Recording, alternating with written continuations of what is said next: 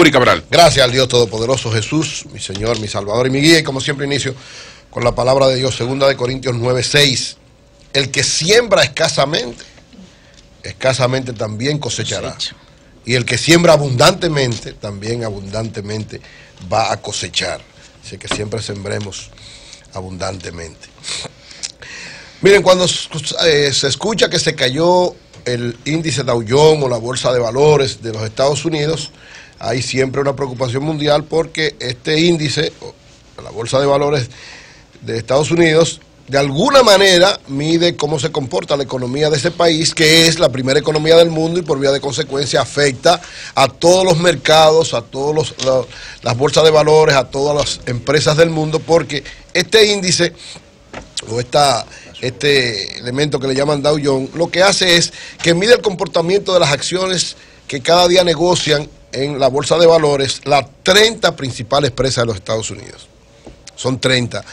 Así se inició primero con 14, luego fue subiendo y es como una muestra de las principales empresas, donde están empresas como Boeing, empresas como Exxon, empresas como Johnson & Johnson, también empresas digitales como Apple, Microsoft, Walmart, Walt Disney, es decir, las grandes empresas norteamericanas que mueven los grandes capitales, que mueven las grandes transacciones, la mayor cantidad de empleos. Entonces, cualquier situación que se afecte el índice o la bolsa de valores, de que las transacciones no sean como lo esperan ellos, de que se caigan esos índices, implica que hay problemas. Incluso la famosa crisis del 29 fue precisamente precedida por un famoso Viernes Negro. Ahora son lunes negros, antes eran los viernes, ahora son los lunes. Cada vez que hay una situación así, empieza el lunes. ¿Cuál es la preocupación de esta caída, que desde el 2011 ha sido la más grande que ha habido? Es decir, el valor de cada una de las transacciones que hacen, de las utilidades que tienen, de las situaciones que manejan estas empresas, tiene que ser normal y creciendo, eso es lo que implica. Pero cuando hay una caída del valor de sus acciones, hay una preocupación, porque la economía aquí y en cualquier sitio del mundo funciona con confianza. Si usted no confía, hay una situación de desesperanza y por vía de consecuencia las economías se afectan.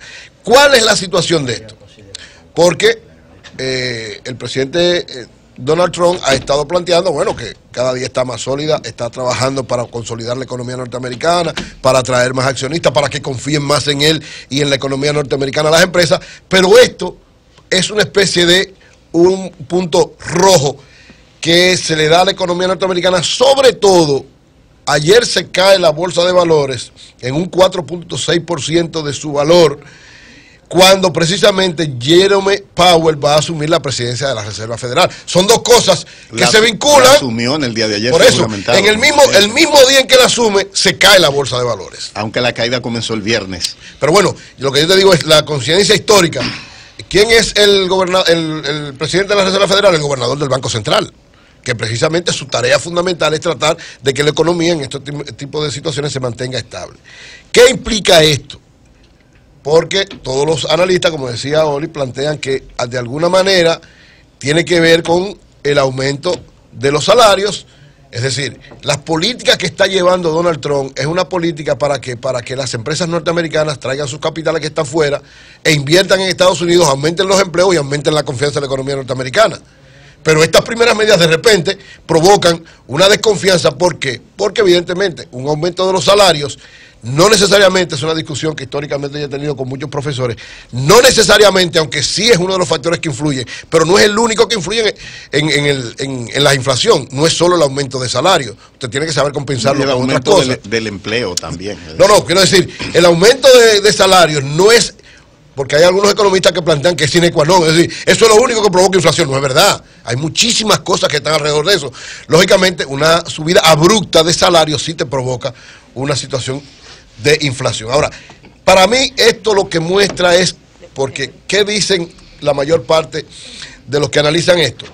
Que precisamente hay una especie de falta de confianza y que esto puede provocar a que una de las medidas que ha estado haciendo la Reserva Federal norteamericana, que es el Banco Central de Estados Unidos, de reducir las tasas de interés, que en los últimos tiempos entonces empezó a aumentarla, porque esa reducción de la tasa de interés estaba provocando una situación difícil, está aumentando las tasas de interés. Este aumento de las tasas de interés también nos afecta a todos nosotros y afecta a la economía norteamericana. Entonces, de alguna manera, dicen, esto puede provocar a que esa acción, que la estaban planteando como una de las más importantes de la administración Trump, sea frenada y aumente la desconfianza. Esto puede provocar que una de las políticas fundamentales de Trump, precisamente de que estas empresas que tienen inversiones en otros lados, las que tienen grandes capitales en México, o en Canadá o en Europa, y que se está estimulando, sobre todo con esta reforma impositiva que hubo hace unos meses, esta reforma impositiva que le está dando una serie de facilidades para eso, tenga alguna posibilidad de ser frenada o revertida. Ese es el temor de esta caída de la bolsa de valores. Lógicamente, la administración del presidente Trump ha dicho no, los capitales son indescifrables. Estas son situaciones que le provocan a todo el mundo, pero que pueden ser revertidas con políticas correctas. Y ese es el reto de este nuevo presidente de la Reserva Federal de Estados Unidos, o sea, el nuevo presidente del Banco Central de Estados Unidos, Jeremy Powell. Este es su primer reto. Un reto que lógicamente va a depender de cómo manejen tanto las tasas de interés, tanto el problema de los salarios, como de la aplicación de estas medidas fiscales, de estas medidas tributarias que tomaron los Estados Unidos en estos momentos. Pero, reitero, es una especie de señal roja para la economía norteamericana. Donald Trump, que en términos no de economía, sino de los otros aspectos, se ha convertido en un presidente súper especial que genera muchísimos problemas. Si se le cae la economía, puede pasar por una situación difícil que pueda provocarle hasta un impeachment, como llaman en Estados Unidos cuando lo llevan al Congreso y los presidentes son evaluados y hasta destituidos. Es decir, si la economía no la maneja correctamente, esto puede provocar que todas las otras cosas que lógicamente se le aceptan muchos de todos los otros disparates que hace como presidente por la fortaleza de la economía, evidentemente esto puede revertir en contra de esto.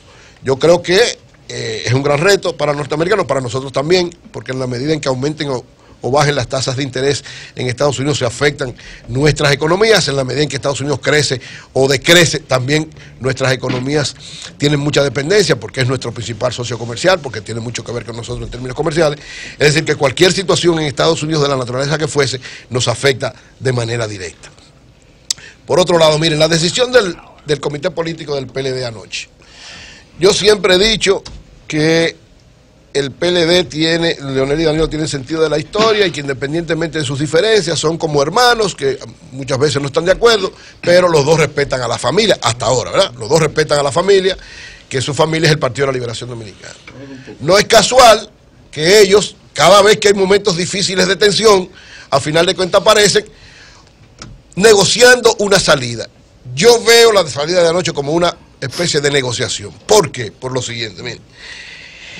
Si se votaba en el comité político, de alguna manera el sector de Danilo iba a apabullar al sector de Leonel, en términos de lo que tiene que ver con las primarias. Todo el mundo sabe, la mayor parte del comité político, sea que esté Leonel de presidente, sea que esté Danilo, votan por el presidente de la República. Es muy difícil. No diga eso de Danilo. Bueno, tú estás diciendo que Danilo no es Danilo, sino que el presidente. No, yo digo en el comité, yo estoy hablando del comité político. ¿Por qué? Porque lo planteaste. Sigue jodiendo. Déjalo que termine. Sí. Es decir, sigue jodiendo, el presidente es un peso demasiado fuerte para los miembros del comité político. ¿Por qué? Porque entienden que las medidas más correctas para mantener la fortaleza del PLD y la unidad del PLD, la cohesión del PLD, es más o menos alinearse alrededor del presidente. Lógicamente, Danilo y el sector de Danilo no quiere tampoco apabullar a Leonel. Como Leonel, en determinados momentos de confrontación difíciles, siempre también se manejaba con mucho cuidado y con mucho respeto por el sector que enfrentaba el sector de Danilo. Entonces yo creo que anoche, fruto de que ya llegaba el momento donde había que definir y votar, ¿qué hicieron ellos? No nos enfrentemos tú y yo. Es decir, no mostremos que uno de nosotros dos ha sido derrotado. Mandemos eso al Congreso. ¿Qué implica mandar eso al Congreso? Señores, que en el fondo esa diferencia no es tan grande. Si lo va a decidir el Congreso, ¿qué implica que va a decidir el Congreso? Primero, que hay que buscar los otros partidos, que hay que buscar la sociedad civil, que hay que buscar una transacción. Ahí sí hay que buscar una transacción de verdad, porque si votaba en el comité político iba a ser apabullado y se iba a ver un mal mensaje para la unidad del PLD y para la gobernabilidad de ese partido y de la nación dominicana. O sea, yo creo que independientemente de que es verdad, usted puede decir, ¿por qué no lo hicieron en octubre?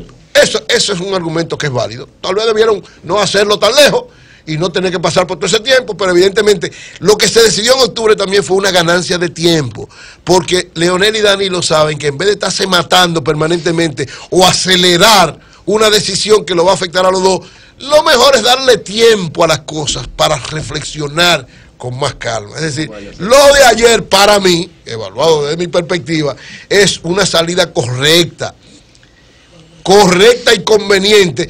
Tal vez en la forma no debió ser así, pero es correcta y conveniente. Y a final de cuentas, en el Congreso, ¿qué van a decidir los partidos? Cada partido, por lo menos la mayor parte de los partidos que están en el Congreso, lo que quieren es que sus convenciones sean con su padrón, que sea con las reglas de ellos y no con otras reglas. Entonces me da la impresión de que la salida es inteligente porque evita tener que uno derrotar al otro al interno del PLD, lo manda a la discusión de todos los partidos y a final de cuentas ahí se va a decidir, que es el tema que falta, ¿verdad?, para la ley de partidos, la salida más conveniente para los partidos. Es decir, que las convenciones sean, tal vez puede haber una variación en el sentido de que sean todas el mismo día, pero con la identidad propia de los partidos, que además, desde mi punto de vista, es la salida más conveniente para el sistema de partidos políticos en la República Dominicana. Bien, señores, ayer me habló el presidente de la Cámara